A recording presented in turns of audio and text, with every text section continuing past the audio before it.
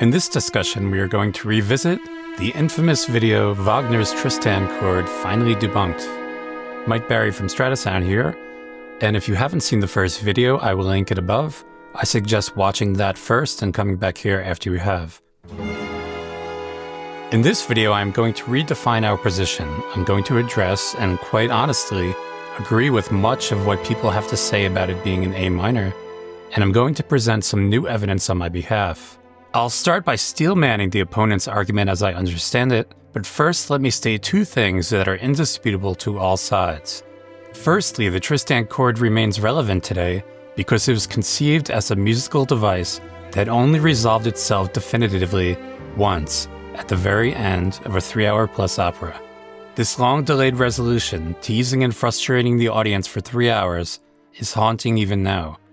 Secondly, everyone agrees that this opera marks a great turning point in musical history.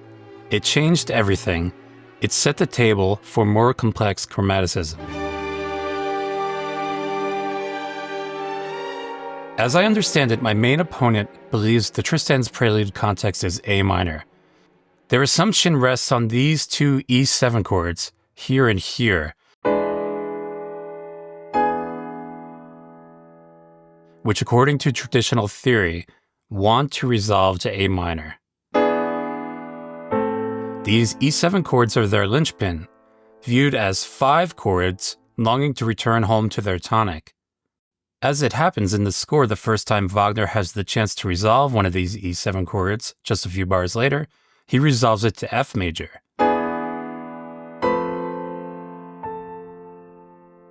Factually, this F major triad is the first pure, undecorated 3-note triad in the entire piece. Oddly, no plain A minor triad occurs in the opening of the prelude. The A minor theory justifies the F major by calling it the major chord on the 6th scale degree of A minor, and not the tonic of F major. The 6th degree in their world is vital. Why not simply call it F major tonic? Because as stated earlier, these theorists expect the E7 to go to A minor. Instead, Wagner deceives us and goes to F major, a kind of deceptive cadence. I accept this concept. I also hear the F major as deceptive. Years of playing Beethoven sonatas have conditioned my brain to hear the A minor. F major, on the other hand, is just jarring. Before I present my own analysis, I want to establish a core principle that applies to all music. A chord's classification does not determine its function. That is, the notes that make up a chord its identity do not grant it a fixed job.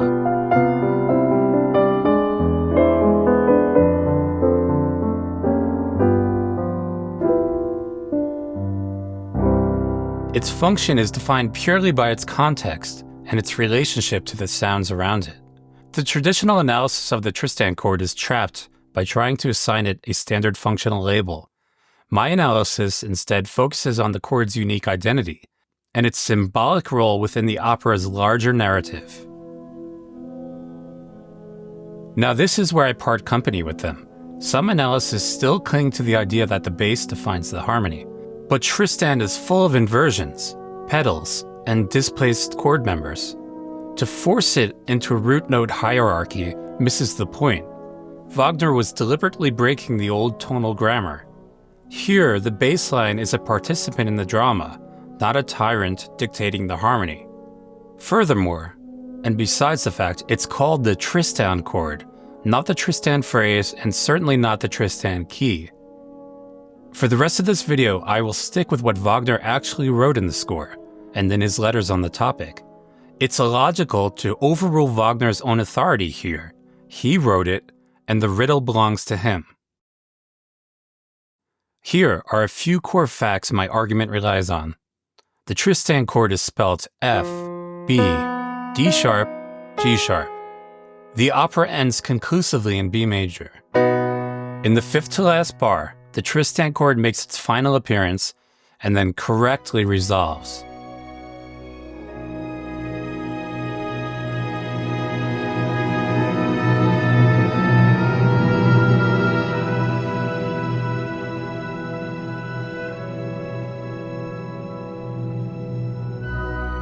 One more piece of evidence. When people play the famous Tristan melody, they always finish the cello melody on the D sharp.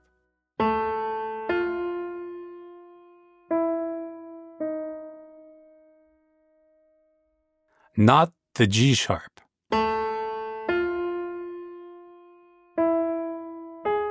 This is quite important. The D sharp is clearly the melodic note of the chord, not the G sharp. If you claim the G sharp is a secondary melodic note and a second voice, fine. But then by the same logic, the F or even the B could be melody notes also. We must remember that melodic interest is not solely confined to the highest voice.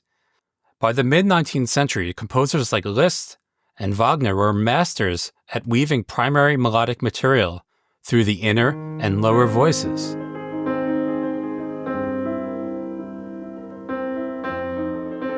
So having firmly established the D sharp as the melody note, let's consider the others. We have F, B, and G sharp. As I said earlier, I'm interested in what Wagner himself actually wrote. I'm not interested in respellings or post-Wagnerian reinterpretations of what Wagner actually meant. In my theory, he wrote what he meant, and I find it unsporting to try and one-up the master. In Wagner and our own time, chords are identified using Rameau's 18th century system of stacked thirds, the same system Wagner knew. Applied here, it yields a G sharp minor triad with an alien F. G sharp minor is the only major or minor triad you can spell from these four pitches. Some insist the bass F makes it the root, but as I've said, Wagner's harmony in this opera doesn't submit to root note absolutism. Some say the F is an enharmonically respelled E sharp, but Wagner didn't write that. He wrote an F. On the same page he writes A sharp, B sharp, and even F double sharp. So, if he wanted an E sharp, he clearly would have written it.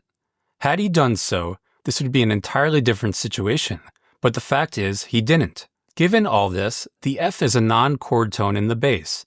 In modern terms, this is a G sharp / F chord. The F resolves to E, so it's not a sustained pedal tone in this case, which is quite important. It's literally a standalone G sharp / F chord. For those who claim a slash chord title has no place in 1865 Germany, I agree, it is a later term. But the fact is, even if these composers didn't know how to define what they were writing, they were still writing slash chords. For those who dispute that such harmonies were occurring pre-Tristan, I simply refer you to Liszt's Piano Sonata in B minor. There are several clear examples to be found. Wagner himself even complimented his father-in-law's work on this monumental sonata in letter form, so we knew Wagner himself was familiar with it. Let's revisit the A minor theory for a moment. The A minor camp sees the Tristan chord as a French augmented sixth in A minor. F, A, B, D sharp.